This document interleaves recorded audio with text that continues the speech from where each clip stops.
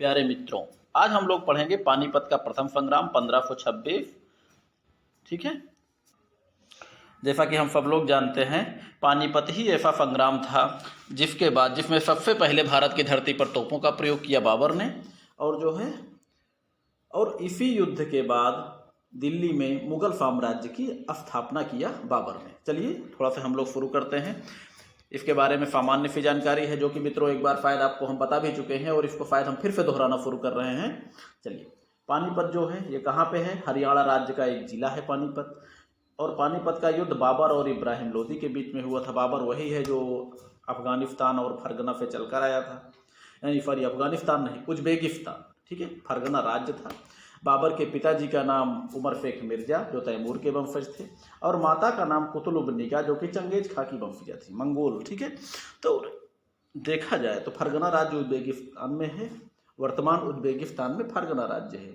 बाबर के पिता वहीं पे जो है एक राजा थे, मान के चलिए छोटे से राजा थे। ठीक, बाबर इस संग्राम में तुलगमा समरतंत्र का प्रयोग किया था, और जो कि लेकर आया था उज्बेगों से, सीख कर आया था उज्बेकिस्तान में। ठीक, इब्राहिम लोदी ये जो है दिल्ली का अंतिम सम्राट था, इब्राहिम लोदी। बाबर द्वारा प्रयोग तुलगमा समरतंत्र। मित्रों, इसमें हम कई चीज़ें ऐसी हैं जो कि आपको हम पहले भी पढ़ा चुके हैं थोड़ी से पहले, इसके पहले वाले वीडियो में, और यही चीज़ें थोड़ी सी रिपीट हो रही हैं, इसलिए हम लोग तेज़ी से पढ़ेंगे। ठीक है, बाबर भारत की धरती पर पहली बार बाबर द्वारा तोपों का प्रयोग किया गया। इस युद्ध के बाद एक नए मुगल राजवंश की स्थापना की, यानी एक नए वंश जो मुगल साम्राज्य के नाम से जाना जाता है, जिसने कि आने वाले समय में लगभग जो है 19वीं शताब्दी, 18वीं लगभग 19वीं शताब्दी तक राज्य किया था। यानी 1526-16वीं से शुरू होकर 19वीं शताब्दी तक। अब यूँ मान सकते हैं बाबर का पुत्र हुमायूं, हुमायूं का पुत्र अकबर, अकबर का पुत्र जहांगीर, जहांगीर का पुत्र शाहजहां, शाहजहां का पुत्र औरंगजेब और दारा, औरंगजेब का पुत्र शाह आलम, उसके बाद बहादुर शाह जफर। आते आते जो है वहीं पर अंग्रेजों द्वारा समाप्त हो गया फिलहाल। ठीक है, काफ़ी लंबे समय तक इन्होंने भारत पर राज किया था। ठीक, बाबर के जो प्रमुख तोपची थे अली कुली खां और मुस्तफ़ा थे। बाबर स्वयं भी एक तोपची था, और विश्व का पहला तोपची होने का गौरव प्रदान किया गया है सुल्तान मोहम्मद को, जो कि तुर्की के हैं। मित्रों, इसका इस संबंध से कोई, इस चैप्टर से इस लाइन का कोई संबंध नहीं है, लेकिन जनरल नॉलेज के प्रश्न में मायने रखता है, या अपने सब्जेक्ट के लिए अधिक जानकारी चाहने वालों के लिए मायने रखता है कि विश्व का पहला तोपची था सुल्तान मोहम्मद, जो कि कहाँ का था? टर्की का या तुर्की का। ठीक, इस युद्ध में अब देख सकते हैं दोनों के बीच में तुलनात्मक सैन्य शक्ति क्या थी। वैसे विद्वानों में इनमें मतैक्य नहीं है। ठीक, तो देख लेते हैं विभिन्न विद्वानों ने कितना कितना वर्णन किया है। सबसे पहला नंबर है अहमद यादगार और कर्नल बुरफले हेग एवं इलियट के अनुसार बाबर की सेना में कुल 25,000 सैनिक तथा लोदी की सेना में 50 से 60,000 के आसपास थी, यानी 25,000 उसका, 50 से 60,000 लोदी का। बाबर नामा के अनुसार बाबर की सेना में 12,000 घुड़सवार सैनिक, लोदी की सेना में 25,000 प्रशिक्षित अफगानी घुड़सवार, 25,000 भारतीय घुड़सवार तथा 50,000 पैदल सैनिक मौजूद थे। कुल मिलाकर बाबरनामा के अनुसार बाबर की सेना 12,000 घुड़सवारों की, और इब्राहिम लोदी की सब कुल मिला के पैदल और घुड़सवार सैनिकों की संख्या थी 1 लाख। ठीक, इसके अतिरिक्त बाबर के पास जो है 700 कवच युक्त बैलगाड़ियाँ थी, आग्नेयास्त्र, तोपखाना एवं मस्केट थे। लोदी के पास 1000 हाथियाँ थी। ठीक, सच्चाई चाहे जो भी हो, लेकिन इतना सत्य है मित्रों, हालांकि कोई निश्चित नहीं है, लेकिन फिर भी विश्वसनीयता इसमें ज़्यादा है बाबरनामा के अनुसार। चलिए फिलहाल ठीक है, सच्चाई कुछ भी हो, लेकिन ये तो सत्य है कि लोदी की सेना बाबर की सेना से अधिक थी। ठीक, और दोनों की शक्ति में अंतर भी था, क्योंकि बाबर के पास जहाँ पर तोपखाना था और वहीं पर लोदी के पास गज सेना थी, यानी अतिरिक्त फौज। लोदी के पास गज सेना, बाबर के पास अतिरिक्त फौज, तोपखाना एवं मस्केट था। ठीक, चलिए सामरिक रचना जो थी इसमें इस प्रकार थी।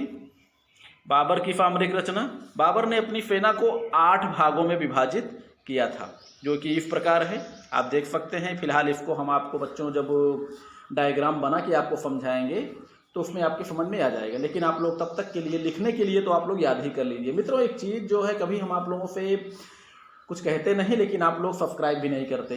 कम से कम सब्सक्राइब कर दिया करो, लाइक भी कर दिया करो, अगर ना भी कहूँ तब भी कर दिया करिए मित्रों, ठीक है। चलिए हम फिलहाल बीच में बोल रहे हैं क्योंकि हमें याद आ गया है, बाकी मैं कभी नहीं कहता आप लोगों से। चलिए ठीक है। बाबर की सेना 8 भागों में विभाजित थी। अग्रदल, दायां मध्य या केंद्र जिसे कहते हैं राइट सेंटर, बायां मध्य या बायां केंद्र लेफ्ट सेंटर, दायां पक्ष राइट विंग, बायां पक्ष लेफ्ट विंग, दायां तुलगमा दल जिसे कहते हैं राइट टर्निंग पार्टी और बायां तुलगमा दल कहते हैं लेफ्ट टर्निंग पार्टी। ठीक, अगला है आरक्षित, यानी बाबर की जो सेना थी इन प्रमुख 8 भागों में विभाजित थी। अब हम इसको आपको बताएंगे तो चित्र के अनुसार आपको हम बताएंगे कि चित्र में समझाकर कि किस तरह इसने सैनिकों को खड़ा किया था। ठीक, चलिए आगे बढ़ते हैं। बाबर ने अपनी समरतांत्रिक रचना जिस स्थान पर किया था उसके दाईं ओर पानीपत गांव था, बाईं तरफ काली अर्थात यमुना नदी बाईं तरफ थी,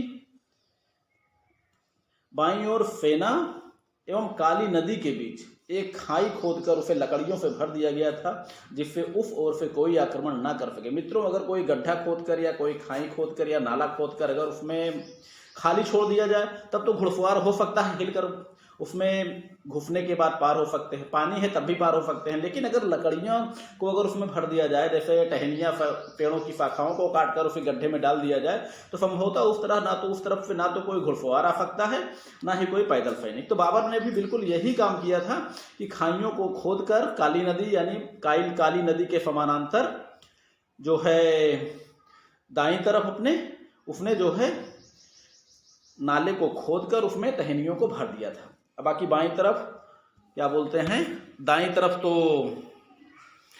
तरफ पानीपत गांव था और बाईं तरफ काली नदी थी। ठीक, यानी दाईं तरफ जो है पानीपत गांव से सुरक्षित था और दाईं तरफ काली नदी थी, काली अर्थात यमुना नदी थी, और उसके पहले जो है एक गड्ढा खोदकर उसमें लकड़ियों को भरकर अपने आप को सुरक्षित कर लिया था ताकि उधर से कोई आक्रमण ना होने पाए। ठीक है, बाईं ओर सेना एवं काली नदी के बीच एक खाई खोदकर उसे लकड़ियों से भर दिया गया था जिससे उस ओर से कोई आक्रमण ना हो सके। बाबर ने अपनी सेना को सामने लगभग 3000 गज में फैला दिया था, यानी लगभग बाबर का जो फ्रंट था आमने सामने वो लगभग 3000 गज में फैला हुआ था। अब इसको देख सकते हैं किस तरह इसने लगाया था। 700 गाड़ियों को एक दूसरे से बांधकर 14 समूह में बांटा था और एक समूह की लंबाई लगभग 100 गज थी। ठीक, इसमें आप देख सकते हैं मित्रों, प्रत्येक समूह के बीच अपनी सेना के आक्रमण हेतु 100 गज का स्थान रिक्त छोड़ा गया था, खाली छोड़ा गया था। और सामने की सुरक्षा इस प्रकार थी, आप देख सकते हैं, हम आपको चित्र में समझा देंगे लेकिन आप कल्पना करते हुए आप इसको पढ़ के आप अंदाजा लगा सकते हैं कि सबसे आगे बाबर ने क्या किया। जैसे दाएं और बाएं तो हमने बता दिया कि दाएं और बाएं, एक तरफ पानीपत गांव था, दूसरे तरफ जो है इसने खाइयों को खोदकर उसको लकड़ियों से कर दिया था।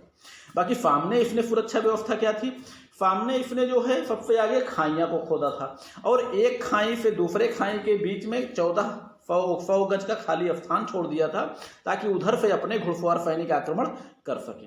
उसके पीछे गाड़ियों को एक दूसरे से बांध कर, वही बैलगाड़ियां जो कवच युक्त बैलगाड़ियां लेकर आया था, 700 बैलगाड़ियां एक दूसरे को बांध कर जो है कच्चे चमड़े से उसने बांधा था उन गाड़ियों को, और उसे पीछे और उन्हीं गाड़ियों के पीछे तिपाहियों को लगाकर उस पर तोपें एवं मस्केटों को भी लगा दिया था आक्रमण के लिए। और प्रत्येक खाइयां एवं गाड़ियों के समूहों के बीच 100 गज का खाली स्थान छोड़ा गया था। ठीक है, चलिए सामरिक फैलाव इस प्रकार था। 14 बैलगाड़ियों का समूह अगर देखा जाए तो ये 14 गज कवर किया था और फिर 14 गज के सामने 1400 गज के सामने 100 गज वही गाड़ियों के सामने ही खाई भी खोदी गई थी। तो ठीक है, वो 1400 गज और खाइयाँ और बैलगाड़ियों को मिलाकर 1400 गज सामने कंप्लीट था। बाकी 13 अंदर रिक्त स्थान बचते हैं जो 100 गज का स्थान छोड़ा गया था अपने सैनिकों को आक्रमण के लिए, तो वो 1300 स्थान तो वो बच गया, 1300 गज तो वो बच गया। दाएं एवं बाएं पार्श्वों पर यानी दोनों बाजुओं पर 100 गज का स्थान और रिक्त छोड़ा गया था, 200 गज वो हो गया। कुल मिलाकर हो गया 14 3 17 2 29।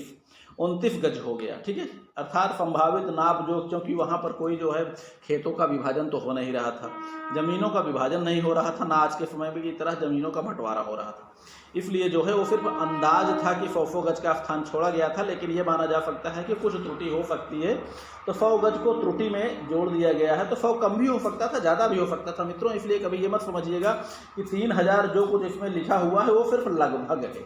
लगभग 3000 का मतलब 3029 भी हो सकता है, यानी सॉरी 2900 भी हो सकता है, 2800 भी हो सकता है, 3100 भी हो सकता है, ठीक है। तो ये है 3000 गज एक सामान्य दूरी है, जिसे हम लोग मान लेते हैं कि 3000 गज में लगभग फैला गया था।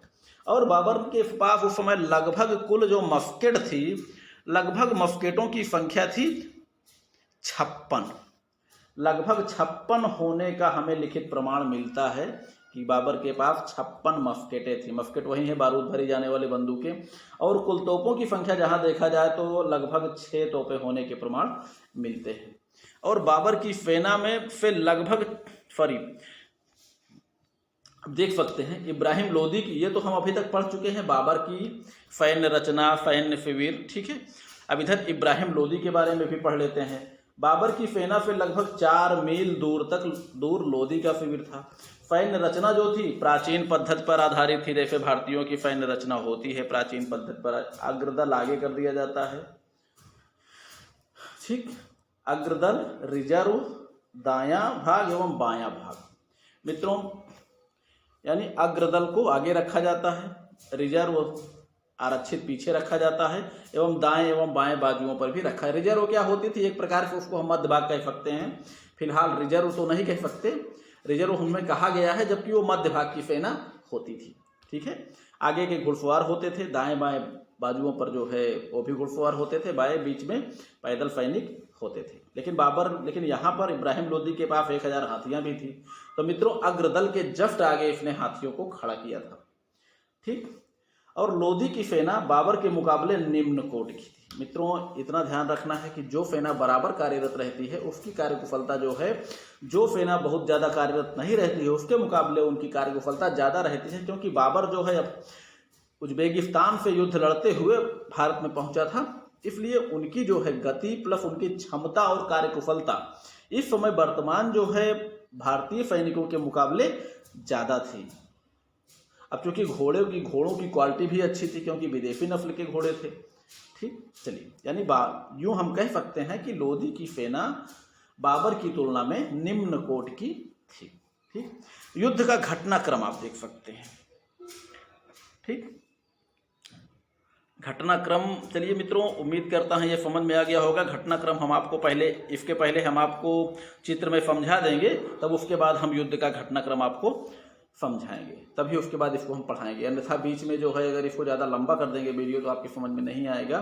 तो युद्ध का घटनाक्रम हम अब इसके बाद जो है हम लोग पढ़ेंगे। इसके पहले हम डायग्राम पर थोड़ा समझेंगे, ठीक, या समझाएंगे, उसके बाद फिर हम लोग युद्ध का घटनाक्रम पढ़ेंगे लिखने के लिए, ठीक है। चलिए, उम्मीद करते हैं चैप्टर आपको समझ में आया होगा। नहीं समझ में आया होगा तो मित्रों आप लोग कमेंट करिएगा, फिर समझाने का प्रयास करेंगे। तब तक आप लोग पढ़िए, लिखिए, मस्त रहिए, खुश रहिए। लाइक और सब्सक्राइब भी कर दीजिएगा मित्रों, ठीक है। चलो, खुश रहो।